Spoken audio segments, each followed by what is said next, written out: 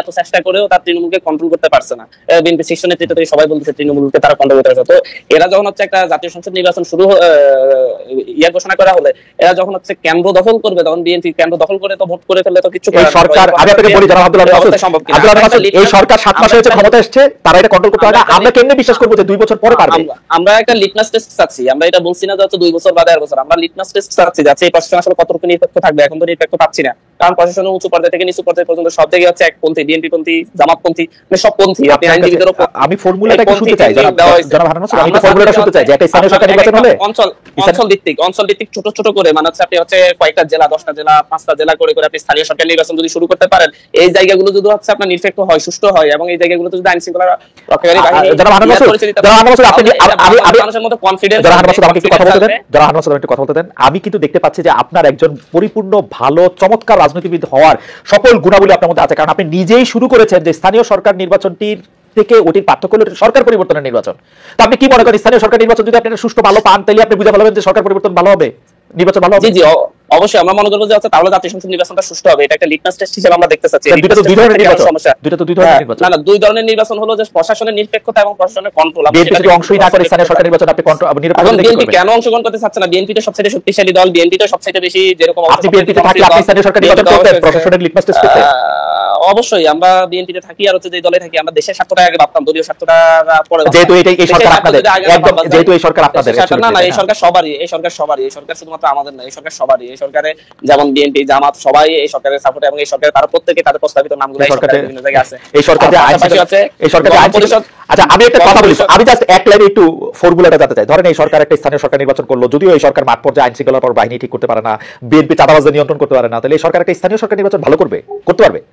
আমরা তো বলছি এটা লিটমাস টেস্ট হিসেবে সরকারকে আমরা দেখতে চাচ্ছি। সরকার যদি এটা যদি না পারে, তাহলে সেই সরকার কিভাবে জাতীয় সরকার নির্বাচন? তো আমরা আরো 5 বছর পরে জাতীয় সরকার নির্বাচন করব, তাই তো? তো সুতরাং এই না, আমরা 5 বছর পর বলি না, যদি এই সরকার পারবে না, 5 মাসে যে পারে না, যার 9 বছর আর 90 বছর হবে, যারা পারেন না, যেহেতু হচ্ছে 16 বছরে শেখাচ্ছি না, সবই পারছে, তাই বলে প্রচুর বিশ্বাসও পারে না। মানে সবসময় যে পারে না, পারে সবসময় পারে, আবার যে পারে না সে সবসময় পারে না, এই কথার তো কোনো মিল নেই। আচ্ছা, আর গণপরিষদ নির্বাচন, আর এটা খুব উদ্দেশ্য প্রণোদিত ভাবে গণপরিষদ এবং সংসদ নির্বাচনকে মুখোমুখি দাঁড় করানো হচ্ছে। আমরা ডিরেক্টলি বলছি গণপরিষদ এবং সংসদ নির্বাচন একসাথেই হতে পারে।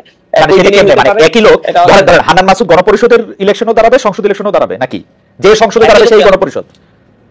দেখেন, এটা হচ্ছে আলাপ আলোচনার ভিত্তিতে দুই ধরনেরই হতে পারে। দুইটা বিষয় আমরা ভেবে দেখছেন, দুই ধরনের হলে দুইটা কিরকম হবে আপনারা ভেবে দেখছেন? না না না, আমি বলছি দুইটা প্রস্তাবনা আমাদের কাছে তো এখানে আছে। আমরা বলছি যে হচ্ছে একই সাথে একই দিনে নির্বাচন হলে যেটা জাতীয় সংসদ হবে সেটা গণপরিষদ হিসেবে ভূমিকা রাখতে পারে, অথবা হচ্ছে জাতীয় সংসদের হচ্ছে এলাকা ভিত্তিক জাতীয় সংসদের আসন ভিত্তিক তারা যাবে, আর হচ্ছে দলীয় কত পার্সেন্ট ভোটের পার্সেন্টেজ হিসেবে হচ্ছে রাজনৈতিক দল হওয়ার আগে আপনারা কেন এত ইকুয়েশন আর ডেস্ক ম্যাটারের মধ্যে যাচ্ছেন? জনগণের উপর আস্থা না রেখে, এটা খুবই, আমরা তো জনগণের উপরে ছেড়ে দিতে চাচ্ছি। জনগণকেই বলছি যে তারা একটা গণভোট আয়োজন করতে করা যাবে। সব ধরনের ভোট, খালি জাতীয় সংসদ নির্বাচন বাদে সব ভোট। আমরা তো বলছি একসাথে হোক, আমরা তো একসাথে একদিনে হতে বলতেছি, একসাথে গণভোট, গণপরিষদ ভোট, জাতীয় সংসদ নির্বাচন, তার আগে স্থানীয় সরকার নির্বাচন। হাওয়েভার হারুন মাসুদ, আপনার সাথে কথা বলা খুবই আনন্দদায়ক, আপনাকে ধন্যবাদ। আমরা একটা শেষ প্রশ্ন নিয়ে আমরা এখন যেতে চাই হচ্ছে জনাব রাকিবুল ইসলাম আপনার কাছে। জনাব রাকিবুল ইসলাম, আপনি শেষ লাইনটি অবশ্যই বলবেন, কিন্তু পাশাপাশি আপনি যদি এটা একটু পরিষ্কার করতেন যে ছাত্র দলের সভাপতি হিসাবে আপনি এইটাই লক্ষ্য এবং কর্তব্য মনে করেন কিনা কোনো না কোনো প্রকারে বিএনপিকে ক্ষমতায় আনা? ধন্যবাদ।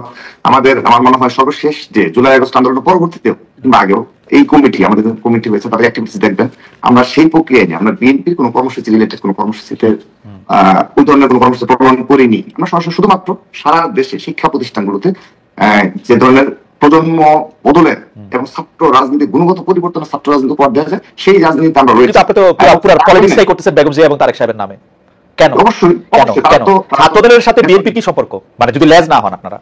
না, আমরা তো সহযোগী সংগঠন, আমাদের লিখিত, আমরা সহযোগী সংগঠন।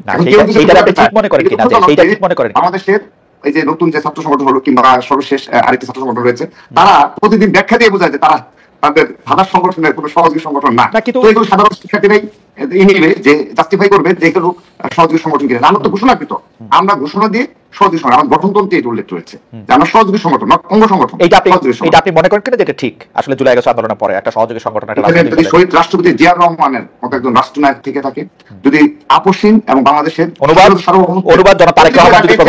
এবং খালেদা জিয়া সেই যদি দল থেকে আগামী বাংলাদেশের যদি একজন লিডার থেকে থাকে, এটা আমরা বিশ্বাস করি না, সাধারণ জনগণ বিশ্বাস করে। তার সাথে থেকে যদি রাষ্ট্র গঠনে সাধারণ শিক্ষার্থীদের পাশে থাকার মতো অবস্থায় থাকা যায় অবশ্যই।